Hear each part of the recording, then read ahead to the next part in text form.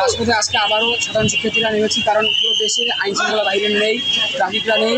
আমরা সাধারণ শিক্ষার্থীরা আমরা নিজেরাই আমাদের নিজেদের জেলাকে একদম সুশৃঙ্খলভাবে রাস্তা পরিবারই রাখছি। আমাদের পরিচালনায় রাস্তা একদম সুন্দর মতো সুশৃঙ্খলভাবে চলতেছে।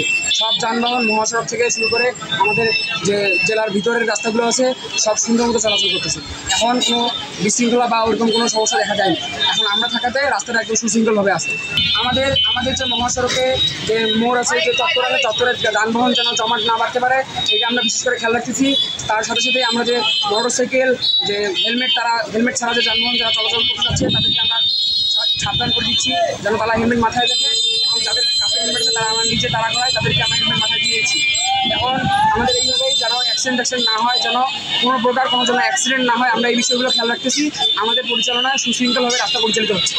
আমরা কোনো স্বার্থের জন্য এখানে দাঁড়াইনি। আসলে ভাইয়া হচ্ছে যে আমাদের বাংলাদেশে আপাতত আইন শৃঙ্খলা বাহিনী নাই, যার কারণে আমাদেরকে এই দায়িত্বটা পালন করতে হচ্ছে। আমরা নিজ দায়িত্ব পালন করতে আসছি। এটা আমাদের দেশ, এই স্বাধীন দেশকে আমাদেরকেই রক্ষা করতে হবে।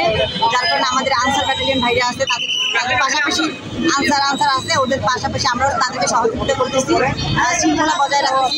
রাস্তায় যেন কোনো রকম জ্যামজট না হয়, বিশৃঙ্খলা না ঘটে, তার কারণে আমরা এখানে এসে নেমেছি।